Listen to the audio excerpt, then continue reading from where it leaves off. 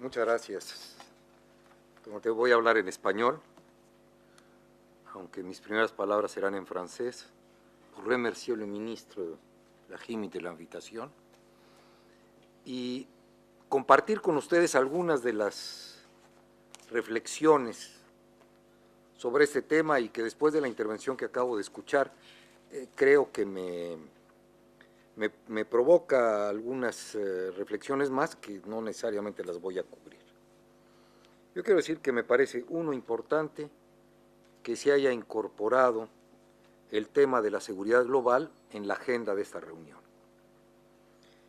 Y me parece importante porque después de lo que escuchamos esta mañana y lo que está en el fondo de esta misma discusión y del documento de base preparado por el Comisariado del Plan de Marruecos, está la necesidad absoluta de un cambio después de estas crisis y de esta crisis actual financiera, económica que estamos viviendo. Y lo que más curioso me parece es que si todo el mundo habla del cambio necesario, si todo el mundo piensa que el mundo no debe seguir siendo el mismo después de esta crisis, cuando tocamos el tema de la seguridad, resulta que los parámetros y los conceptos son exactamente los mismos.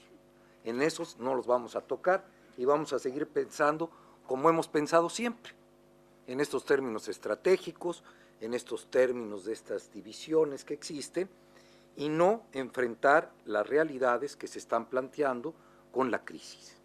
Y yo creo que la primera de estas realidades es que se ha hecho evidente la contradicción entre la globalización económica y la persistencia de los estados nacionales. Yo creo que aquí tenemos un primer elemento de reflexión importantísimo.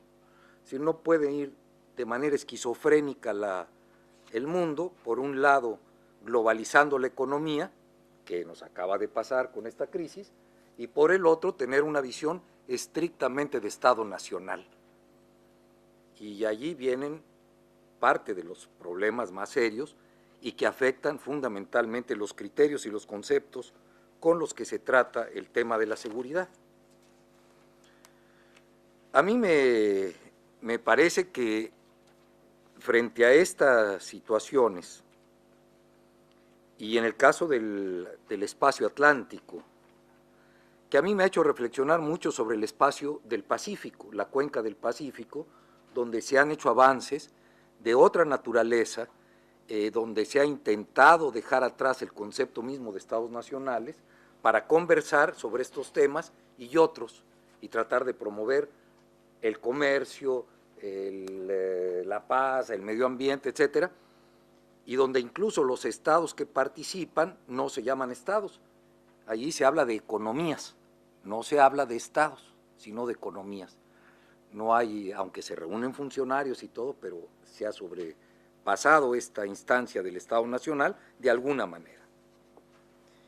Y pienso también en este sentido que si bien el espacio atlántico, como se acaba de señalar, parecería ser un espacio relativamente pacífico en este momento, donde no suceden muchas cosas, hay desequilibrios fundamentales y que debería corresponder a estos desequilibrios también conceptos nuevos, desequilibrios tradicionales, que si bien es una zona medio desnuclearizada hacia el sur, hacia el norte hay armas atómicas, que no entran en la discusión absolutamente de la seguridad, porque las pertenecen a los miembros permanentes del Consejo de Seguridad, entonces esas no se discuten, que se desarmen los demás, pero no los que las tienen.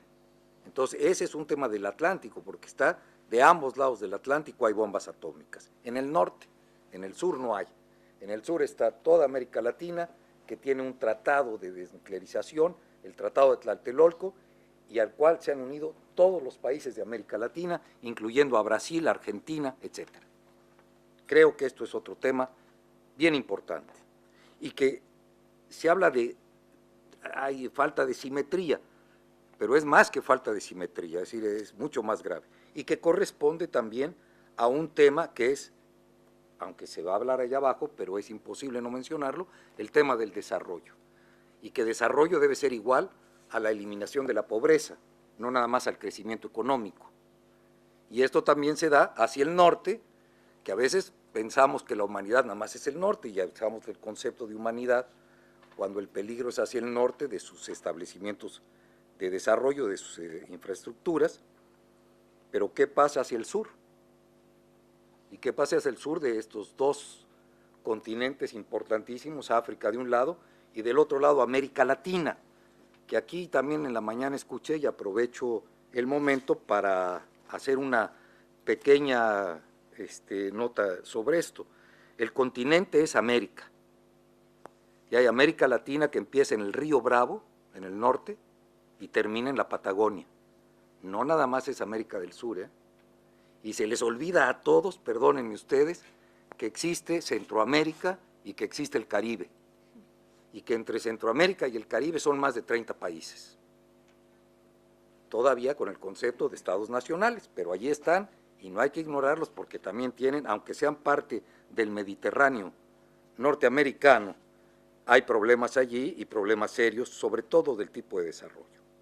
En estas circunstancias, estamos hablando aquí de cerca de 58 estados nacionales que forman la cuenca del Atlántico.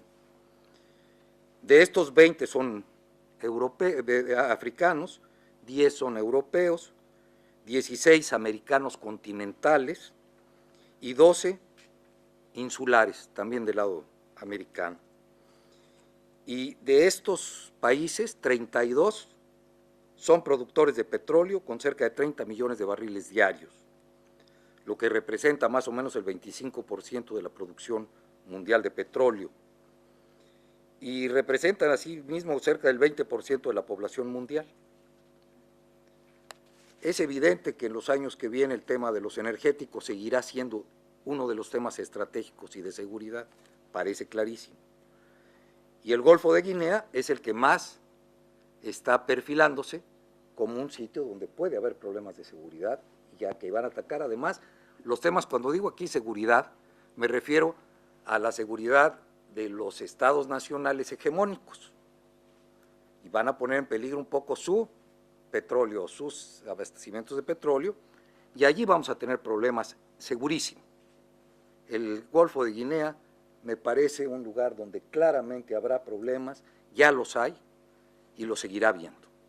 Esto, el petróleo, hay un poeta mexicano que habló de esto y dijo: todo lo que tienes te lo ha dado Dios, pero el petróleo te lo firmó el diablo.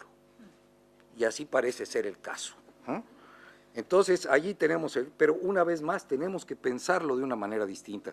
Si utilizamos los conceptos tradicionales de seguridad, vamos a tener la flota militar de algunos de los países del norte allí cuidando, es decir, se van a meter allí. Y esto es lo que hay que evitar. Yo creo que debería, entre otras cosas, en el concepto de seguridad, pero cambiar la prioridad del acto militar como parte de la seguridad. Yo creo que esto le daría cierta seguridad a los países que siempre se ven ante el verdadero peligro de que los países grandes, los países hegemónicos se molesten y pues decidan invadirlos y no pueden hacer nada, ¿verdad? Entonces yo creo que estos conceptos que hay que cambiar y hay que evitar que este tipo de inseguridad para los países del sur, en que se convierten los países, lo hablo en general, del norte, hegemónicos.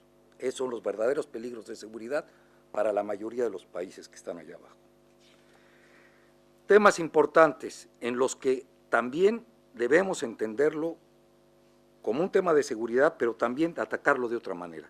El tema del narcotráfico, que nos toca a todos absolutamente, entre los países del sur como productores y como tránsito, y en los países del norte el consumo indiscriminado de todo lo que se produce de este sentido en el sur, y donde las responsabilidades no se asumen de manera igual. Yo creo que el caso de mi país es un claro ejemplo de esto, donde necesitamos que se reconozca que este es un tema general y que hay que tomarlo de manera general, y no nada más combatirlo con las armas, sino también con inteligencia a veces. El tráfico de personas es el otro tema que está sobre el tablero.